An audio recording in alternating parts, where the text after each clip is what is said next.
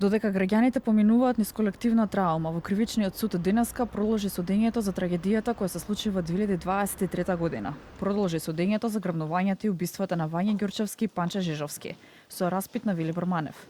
Манев откри нов момент. Послушник на првообвинетиот Љупчо Палевски го уништил пиштолот со кој е пукано во жртвите и трите мотороли кои биле во Сино Ранча. Второ обвинетиот Велибор Манев посочил дека досега не го открил овој момент и не кажа за кого станува збор затоа што сакал да го заштити човекот, бидејќи не учествувал ниту во грабнувањата, ниту во убиствата.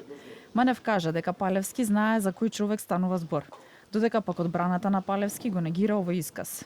Лаже Велибор Манев заради тоа што му постави прашање да го открие кој е човекот кој го крие, ако имал доблест да каже да ги издае своите другари со кои бил заедно и нив да ги заглави, пошто тие се фамилиарни луѓе, а крие некој што би скрил најголемиот чин на убиството, тоа стварно невозможно е да го прави некој човек освен да лаже.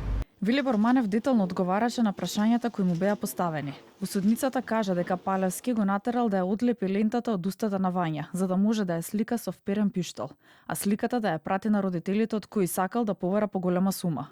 На прашањата кои му беа поставени од страна на Палевски, одговори за алатот и за действијата кои ги презал Палевски.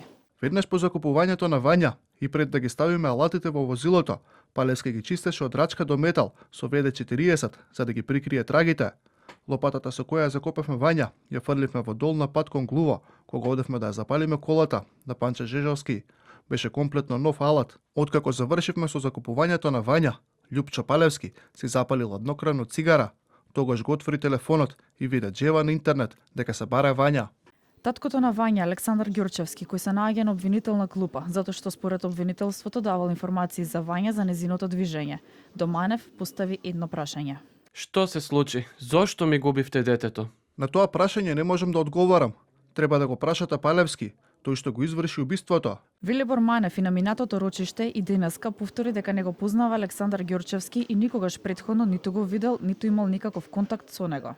Јас како бранител сум задоволен од исказот на Велибор Манев, бидејќи тој го кажа токму она што е теза на одбраната, дека Александар нема апсолутно никаква врска со овој криминален чин и криминален настан, и големо е знак прашање како и на кој начин е дојдено до тоа да целосно се дефокусира истрагата и да се насочи кон човек кој апсолутно нема никаква врска со овој настан. Судењето за убиствата на Ѓурчевска и Жежовски продолжува во понеделник.